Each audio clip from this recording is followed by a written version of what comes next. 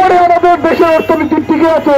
সেই রেমিটেন্স যোদ্ধাদের যে শহর, সেই শহরে আজকে যদি কেউ ঢাকা থেকে সিলেটে আসতে চায় তাহলে 24 ঘন্টার মতো সময় নিয়ে আসতে হয়। এই যে কোন জায়গায় যে রাত্রি যাপন করতে হবে তার কোনো ঠিক ঠিকানা নাই, তাদের কোনো নিরাপত্তার কোনো ব্যবস্থা নাই। এই যে বিভিন্ন সময় সরকার এসেছে, বিভিন্ন বড় বড় মন্ত্রী আমরা পেয়েছি, কিন্তু সিলেটে এই যে ঢাকা সিলেটের যে লাইন সড়ক যোগাযোগের কোনো উন্নতি করা হয় নাই। নামমাত্র প্রজেক্ট নিয়ে ঝুলিয়ে দেওয়া হয়েছে 5 বছর 10 বছরের জন্য।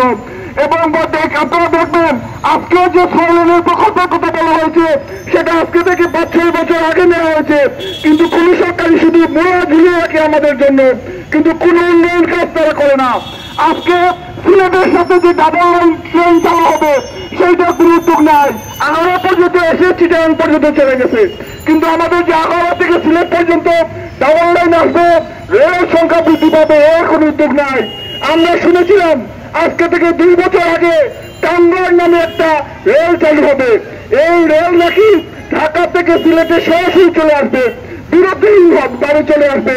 আমরা আশান্বিত হয়েছিলাম, কিন্তু আজকে পর্যন্ত এটার নাম সহ সবকিছু অনুমোদন হয়ে আছে। সেই ট্রেন এই সরকার আসার পরও সেটা চালু হচ্ছে না। সেই ট্রেনকে আমরা মনে করি সিলেট এবং সিলেটের সাথে যদি ঢাকার ডাবল লাইন ট্রেন চালু হয় তাহলে 10 থেকে 12টা ট্রেন সিলেট ঢাকা চলবে। চিটাগাংয়ের সাথে 5টা ট্রেন চালানো সম্ভব, কিন্তু আজকে ডাবল লাইনের কোনো উন্নতি নাই। আজকে আমাদের সিলেটের যে জনজীবনের সংকট, এই যানজটের নিরসনের জন্য কোনো পরিকল্পিত উদ্যোগ নাই। আজকে যে জনবদ্ধতা দূর করার জন্য কোনো পরিকল্পিত উদ্যোগ নাই। কিসের উদ্যোগ আছে? উদ্যোগ আছে শুধু একটা, যে নির্যাতন নিপীড়ন করার, আন্দোলন বানানো। আজকে বামপন্থীরা যখন এইসব কথা বলে, তাদের পাথর শিল্পের মুখোশ উন্মোচন করে সিলেটের নগরকে নিয়ে যারা যারা কোনো অপরিকল্পিত ভাবে সিলেট নগরকে যারা গড়ে তুলেছে, যে কারণে আজকে সংকট হয়েছে, তাদের মুখোশ উন্মোচন করে দেওয়ার যখন সময় আসে তখন আমাদের নেতৃবৃন্দকে গ্রেফতার করা হয়। আমরা জানি এই সিলেটের যে পুলিশ কমিশনার, তারা নানানভাবে তিনি হম্বিতম্বি করতেছেন, নানানভাবে ভুয়া বক্তব্য প্রচার নির্যাতনের বিষয়টা চালিয়ে দিচ্ছেন শ্রমজীবী মেহনতি মানুষের উপর। আমরা বলতে চাই, এদেশের যে রিক্সা শ্রমিক মেহনতি জনগণ, তাদের যে রুটি রুজির ব্যবস্থা আপনারা করে দেন নাই। তারা গ্রাম থেকে নিঃস্ব হয়ে তাদের সমস্ত ভিটামাটি বিক্রি করে তারা ঋণের টাকায় লোন থেকে ঋণ নিয়ে তারা যে বাহন নিয়ে শহরে চলাচল করছে, তাদের বিরুদ্ধে আপনার সমস্ত কর্ম পরিকল্পনা। আমরা বলতে চাই, এই যে শ্রমজীবী মানুষ আজকে থেকে এই 20 বছর ধরে সিলেটে তারা রিক্সা চালায়, তারা দিনে আনে দিনে খায়।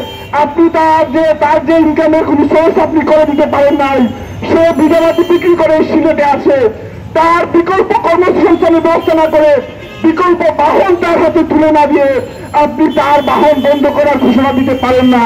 আজকে আমরা ঢাকা দেখি, ঢাকা রাজধানী ঢাকাতে সিটি কর্পোরেশন ঘোষণা দিয়েছে কোন ধরনের বাহন ঢাকাতে চলবে। সেইটা ঢাকা শহরে নির্বিঘ্নে যেসব পরিবহন চলছে, ব্যাটারি চালিত যানবাহন চলছে, সেখানে কোনো কিছু বন্ধ করা হচ্ছে না। কিন্তু আপনি এই যে পাথর লুটপাটকারীদেরকে ধামাচাপা দেওয়ার জন্য সিলেটের যে মানুষের ক্ষোভ, এই যে সড়ক যোগাযোগের প্রতি ক্ষোভ, এই যে রেল যোগাযোগের যে কালোবাজারির প্রতি যে ক্ষোভ, সিলেটের প্রতি অবহেলার দৃষ্টির প্রতি যে ক্ষোভ, সেই দৃষ্টিকে ভিন্ন জায়গায় নেওয়ার জন্য আজকে শ্রমজীবী মেহনতি গরিব মানুষের পেছনে লেগেছেন। এবং আমরা যেহেতু গরিব মানুষের পক্ষে আছি, সেই কারণে আমাদের নেতা এবং প্রণব দুটি পালকে গ্রেফতার করে কারাগারে আটক করেছেন। এবং অত্যন্ত বেআইনিভাবে এই যে কারা প্রশাসনের সাথে যোগাযোগ বলে এই পুলিশ প্রশাসন ওনাদের যে বেইল আমরা আদালত থেকে করাইছিলাম 2টি মামলায়, বেইল করানোর পরে যখন বেইলের কাগজ যখন আদালত পৌঁছে গিয়েছিল জেলে, তাদেরকে ছাড়া ছেড়ে দেওয়া হয় নাই। তাদেরকে অতিরিক্ত আরো 24 ঘন্টা জেলে বেআইনিভাবে আটক রেখে পরের দিন আরো 2টি মামলা দিয়ে আটক করে রাখা হয়েছে। তাদের 7 দিনের রিমান্ড দাবি করা হয়েছে। এইসব বিষয়ে আমরা আদালতে আইনি প্রক্রিয়ার মধ্যে আছি। আমরা বলতে চাই, শ্রমজীবী মেহনতি মানুষ এই জুলাইয়ের আন্দোলনে সবচেয়ে বেশি রক্ত দিয়েছে, সবচেয়ে বেশি জীবন দিয়েছে। আপনি তাদেরকে দমন পীড়ন করে সিলেটের উন্নয়ন করতে পারবেন না। সিলেটের উন্নয়ন করতে গেলে সরকারকে সিদ্ধান্ত নিতে হবে।